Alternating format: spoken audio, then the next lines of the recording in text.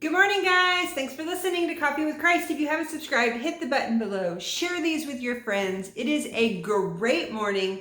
I've been studying this morning and I absolutely love it. I was listening to a message for myself and I was like, I got to get on here. And because as he was teaching on some things that happened in the Garden of Gethsemane, you know, this kind of hit me. And so in John 18, it says that Jesus fully realized all that was going to happen to him, so he stepped forward to meet them.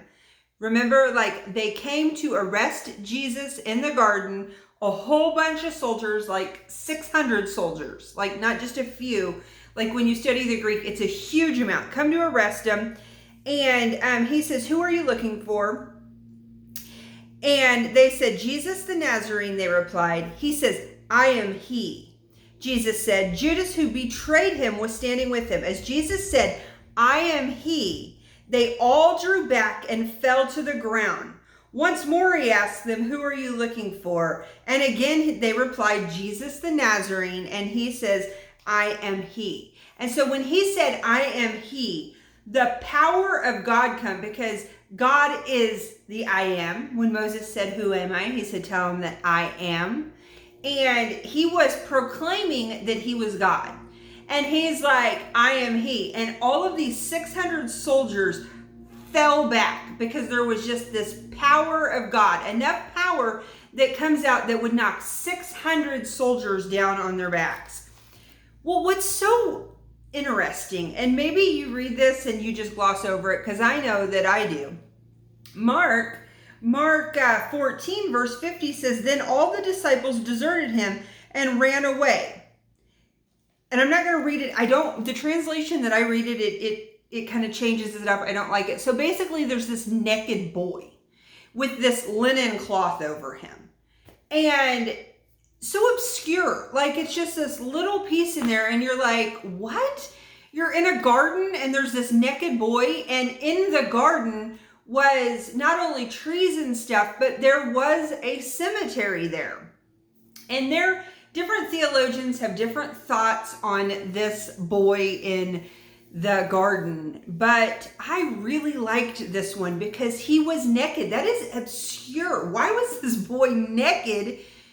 Why this is going down? This random little boy, and he had this linen wrapped around him. And I think that's the key, because the linen was what they put around the dead.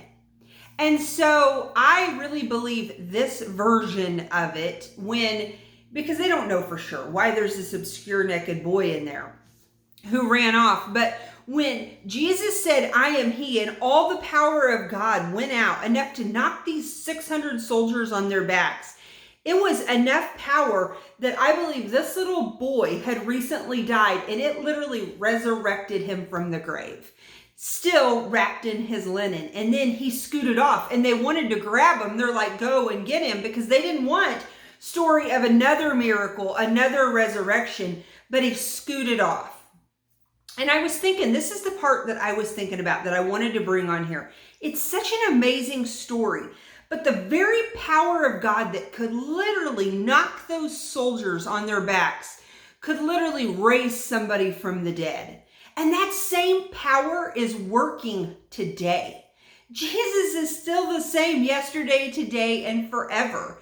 And right now, whatever you need, that power is so strong that God can literally knock you on your back and knock things out of your life that you don't need, yet somehow resurrect you up from that dead, dark state and give you life. That's the good news. So wherever you're at today, just know that his power can reach it. His power can reach it. And I am praying for you. I'm praying that the power of God touches your life to either knock down some things that need to be knocked down, and then to bring new life to that resurrection power in your life. Have a great day, guys. I'm praying for you. Go and read all the different Gospels, Matthew, Mark, Luke, and John, about these stories, because it is amazing. And then put them all together. Have a great day.